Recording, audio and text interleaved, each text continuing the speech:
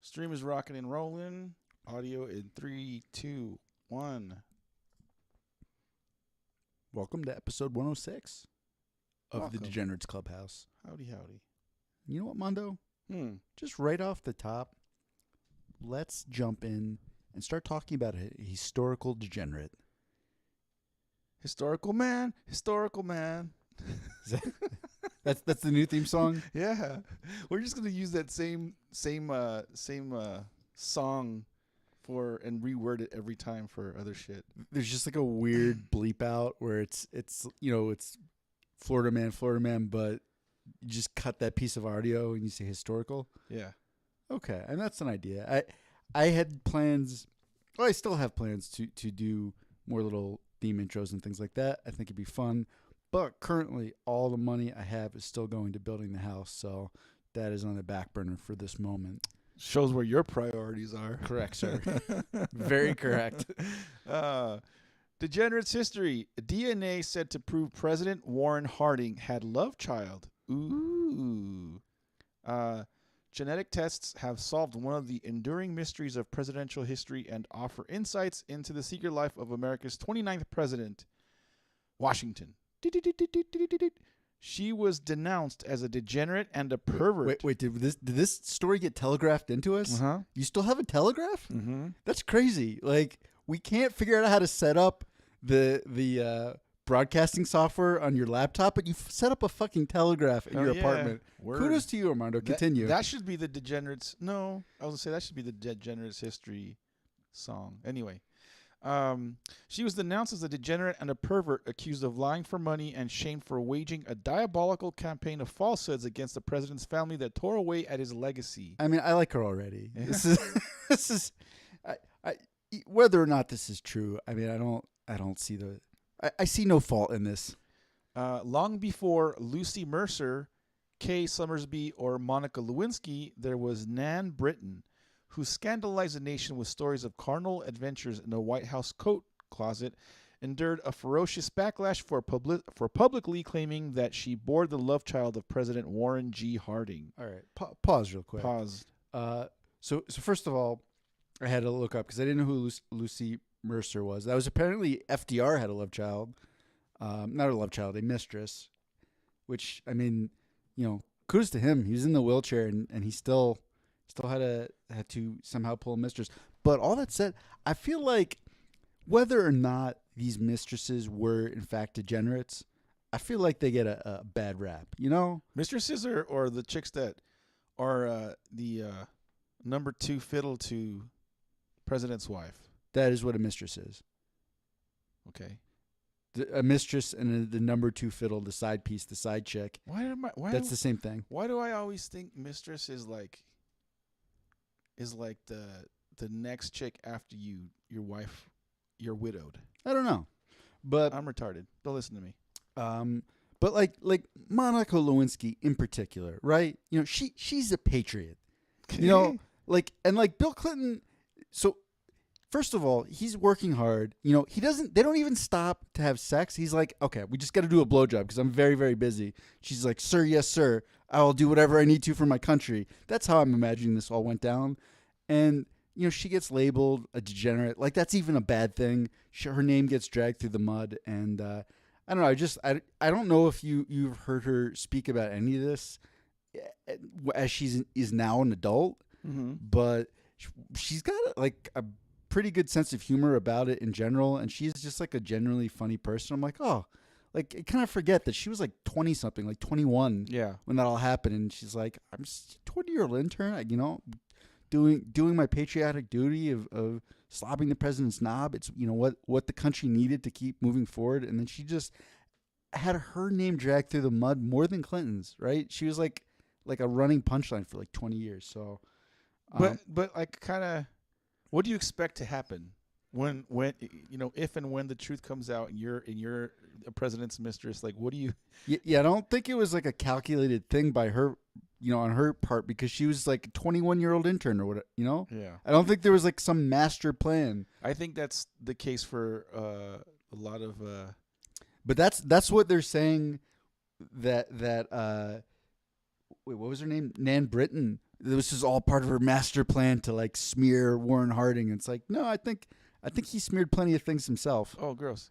Now, nearly a century later, according to genealogists, genetic tests confirmed for the first time that Britain's daughter, Elizabeth Ann Blazing, was indeed Harding's biological child.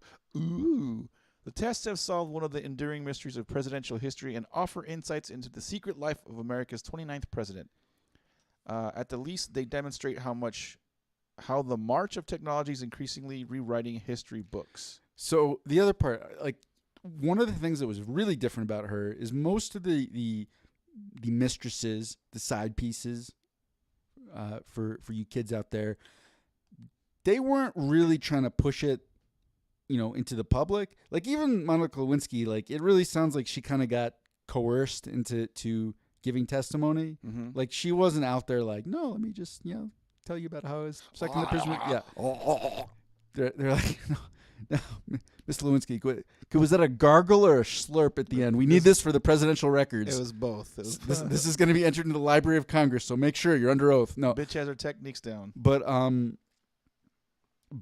apparently, like Britain wrote a biography, like a tell-all, and she was talking about how they were like banging like in the White House closets and things like that, and it was like very, very tawdry. I mean, like next level. Like Bill Clinton, as much of a horn dog as he was, had nothing on Harding, if her biography is to believe.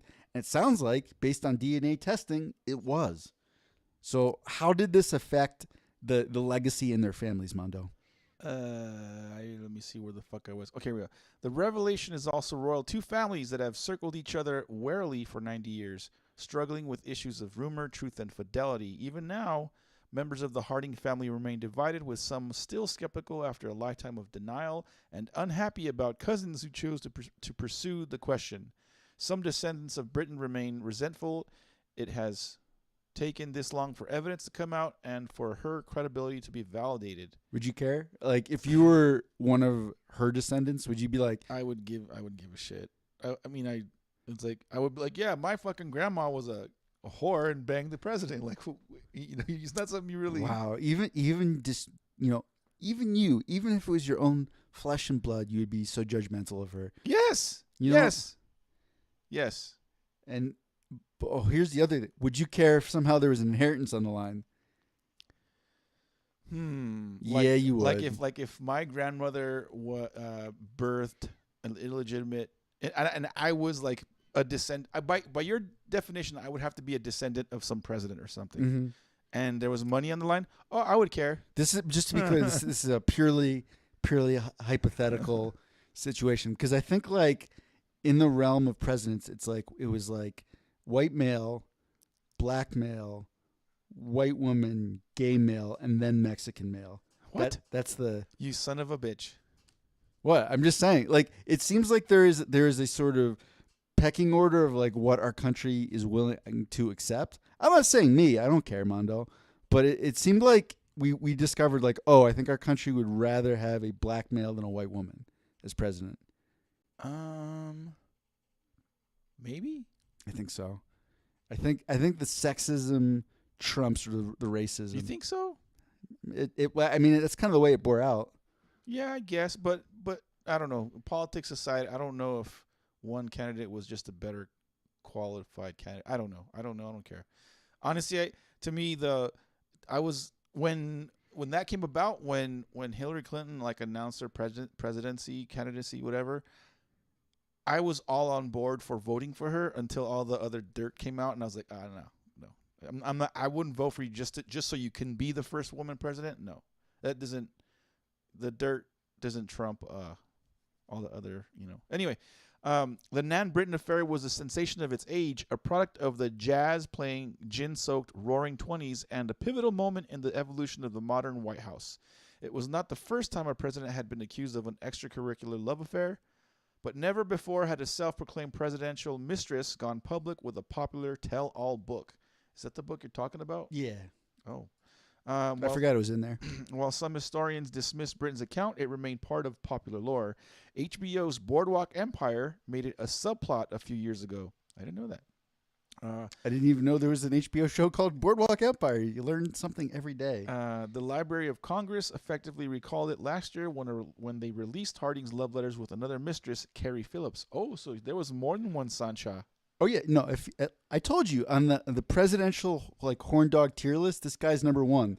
To be ahead of Bill Clinton, Mondo, there have to be multiple mistresses. Do you think though, like, not saying I'm excusing it, but do you think it was just more acceptable for men in that time for men to have like a second and third? Like, I think it was kind of more. I wouldn't say normalized. It wasn't as bad. I think more emphasis was made because he was the president doing this shit, not so much. I don't know. No, I don't think it was more normalized, but I think it was a lot easier to keep quiet. Right? There wasn't like social media and 24-hour news and this, that, and the other. I mean, this in a lot of respect, well, maybe not in the Roaring '20s, but like in the '50s, like their culture was even more tight laced and PC than ours. But there was this sort of like it was. You know what? You remember how the U.S. military had a "don't ask, don't tell" policy about gays? It was like that, but for philandering. They're like, we're just gonna pretend that didn't happen, and we'll just repress all of our feelings and emotions way deep down and pretend none of it's affecting us. That was sort of the general MO in the 50s, I think. So I don't think it was more acceptable, but I think it was easier to get away with and maybe a little bit easier to ignore. Probably. Britain, 31 years younger than Harding, holy shit, had a harder time proving a relationship when she revealed it after his death because she had destroyed her own letters with him at his request and because his family insisted he was sterile. Peter Harding said that as a boy growing up, he believed the family line. That's just such a great. It couldn't. It's like it couldn't have been his child because my dad's balls don't work. My dad's dick don't work. Well, no, it's just sterile. It's just funny if you say his dick don't work. But and anatomically inaccurate, Armando. Oh, God damn it. That's why you're never going to be a doctor for Warren Harding. No, sir. This is quoted. My father said this could have happened because couldn't have happened because President Harding had mumps as a kid and was infertile and the family really vilified Nan Britton, said Harding, now 72 and a physician in Big Sur, California.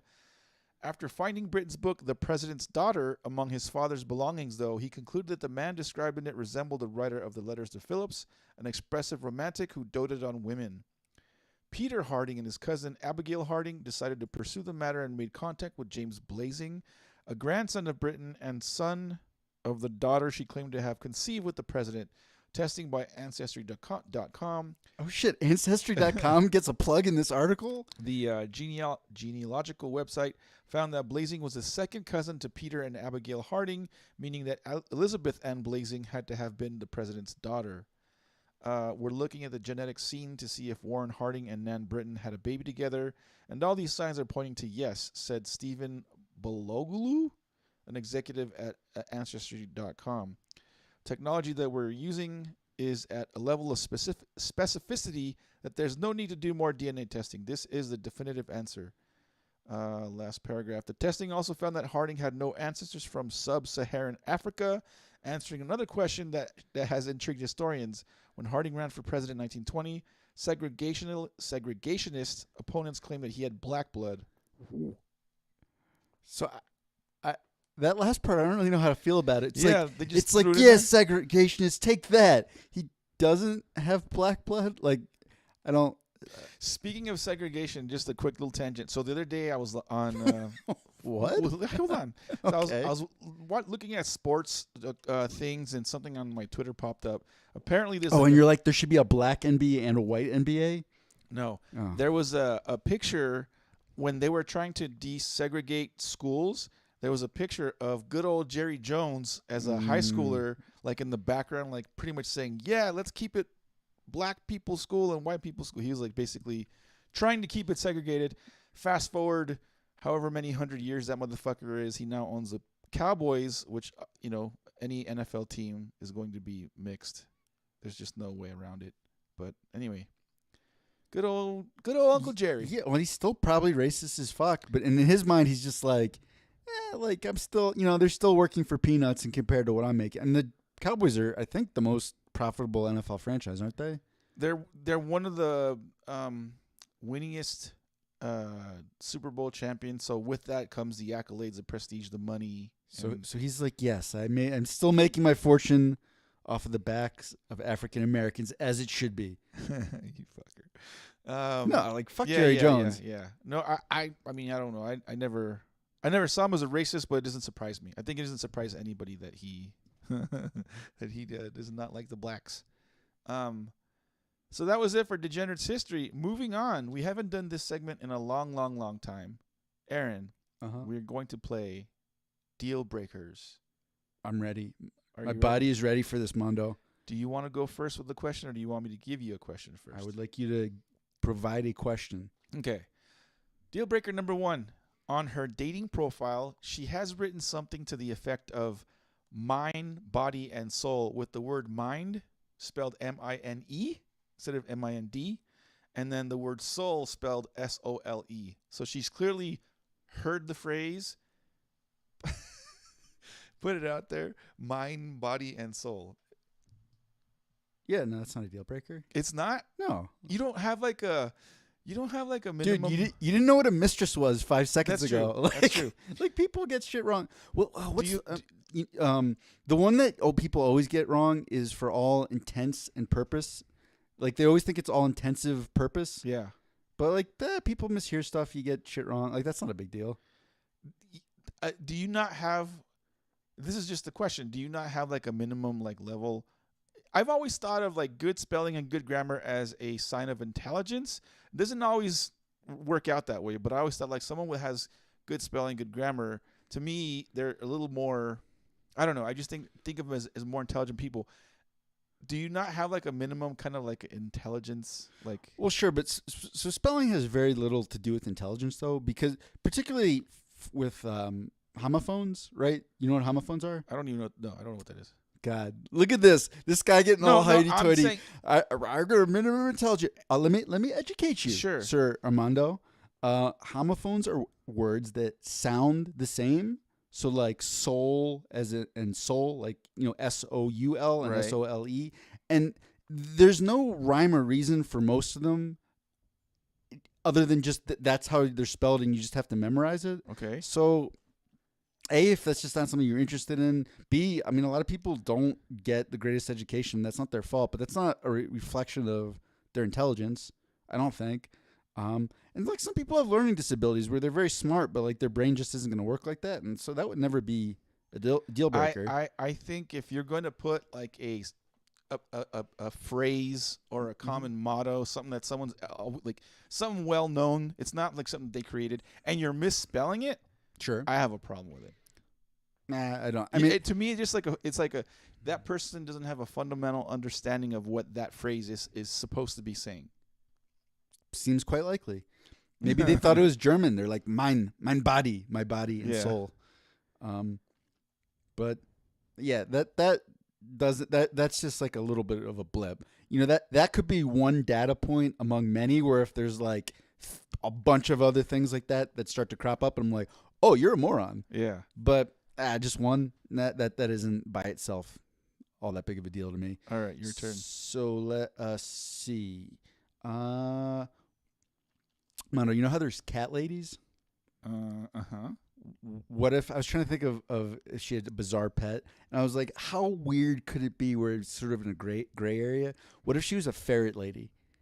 So she's got like 3 ferrets, and they're brothers, right? They're all from the same litter, but there's a lot of ferret related things. Like she's got like a system of tubes that she's constructed through her apartment so they can have free reign. And So they're all have to do with her pets, like the tubes and stuff. That's here's so you've seen Dodgeball, A Love Story, Yes. and then he goes into that one blonde chick's house, and like there's like decorative unicorns yeah. everywhere, like everything. Uh-huh. It's one thing to have pets and then have stuff to like support your pets, Mhm. but if she has like ferret photos, her screensavers all ferret. If like she's like ferret nut lady, then I'd have to do. Wait, so would having actual ferrets be more of a deal breaker for you than having a lot of like stuffed unicorns and unicorn figurines? No, having actual ferrets is okay. That's okay. It's when you have ferret everything like around your Yeah, house. yeah, no, the whole system of tubes and everything, that's for the ferrets to like run Yeah. through and everything. But so it'd be creepier for you if there was a lot of pictures of ferrets as opposed to just the actual ferrets themselves. Yeah. So that's not a deal breaker for you. No, it's not a deal breaker Okay. because I could play with ferrets. But if she has like some like obsessive compulsive thing towards something like that, then it's kind of, you know what I mean? Aaron, question number 2 for you, sir. Mm-hmm. She likes you on a dating site, meaning she swiped right on you. Oh, okay? that's a red flag already. Continue. But Poor taste of character, judgment of character. Oh, But- hopefully taste of character too. but she has spina bifida. What's that? Spina bifida is where like it's like some spinal disease where she's like basically in a wheelchair or one of them, Stephen Hawking type of deals like for her life. Like I think it's like your deterioration. Vertebrae defect. There you go. Spinal cords and nerves. So she's basically wheelchair bound for life. She can never walk. She can never get up. And apparently she's always been, because it says it occurs when a developing baby's spinal cord fails to develop or close properly while in the womb. So her spinal cord's just all jacked up, huh? Mm-hmm. Yeah, that honestly, if it was on a dating website, that probably would be like a swipe left deal breaker. Yeah, I agree with you 100%. I'm on your side. But I find it difficult to say that. You know what I mean? Like I don't. It sounds kind of on a dating. So I could see a scenario where if that was someone I met like organically out in the wild, like where it would, like I like to live an active lifestyle. I like to go on hikes. I mean, and hopefully I can continue doing that. My health problems aside for myself, but I mean, I think someone who can participate in things you like to do, I mean, that's just like an important part of a relationship. And that is what it is. I don't think that's being, like that selfish. For me, like someone with an unnatural, like a birth defect or something like that, like I would almost have to be like introduced by one of her friends or whatever. Like, hey, I want you to meet this person. Heads up, they've got this disease thing, but they're really cool. And if someone does that handoff, I'm more inclined to like, yeah, I'll meet her. We'll go out on a date. And then, and right, like you said, if I like to go hikes or runs or whatever, and she can't enjoy those things, if she's I don't know. I think if I really, really liked her, then there'd be a workaround. Like you'd work around that somehow. You figure out all the other shit. It's just it's hard to be. Maybe this is shallow, but even if they had a prosthetic leg, that would give me a moment of pause. Yeah. If it was on a I'd be like, but here's the weird thing. I don't know why, Mondo. I can't tell you. This isn't rational. If they had a prosthetic arm, like their arm was cut off at the elbow, I wouldn't even think twice about it. Be like, whatever, prosthetic arm, cool. But if it was a prosthetic leg where like the leg was cut off at the knee, something about that, I don't think that would be an instant deal breaker for me at all. But like I would stop and be like, oh, hold on, wait a second. Yeah. So apparently somehow the way I'm wired, I put a lot of value on the ability to walk in legs. It's a better thing if she's got a bum leg because you can run away from her. You can fucking no, man. They've got. Have you seen she those? Can't catch up. Have you seen those prosthetic like fin legs that you could just? What's that guy, the Blade Runner, the guy that killed people, Pistorius? Yeah, no, you're fast now, dude. With how much my knee's been giving me trouble, I'm like, maybe I just get it chopped off. Yeah, why not? Just get one of those cool prosthetic legs. Pretty soon we're gonna have cyborgs, Mondo. I'd like to be a cyborg. Your turn. Okay. God, we learned so much. We learned what spina bifida was. We learned all this. All right. Her parents just straight up hate you. Her parents just straight up hate me? Yeah, you've like started dating and It's connecting again. God, I love OBS. Tell me when it connects. I think it's connected. It's connected. So and she's like very big on family, and she kind of gets how much of assholes her parents are, but she's like, oh, family's important. Like we have to go over there. Like she wants you to go and spend time with them at least like once or twice a week. Like holidays, like that's a very big part of her life, and she kind of gets it. She's sympathetic, but she's like, no, like my family's really important. Let me just to put it on a different perspective.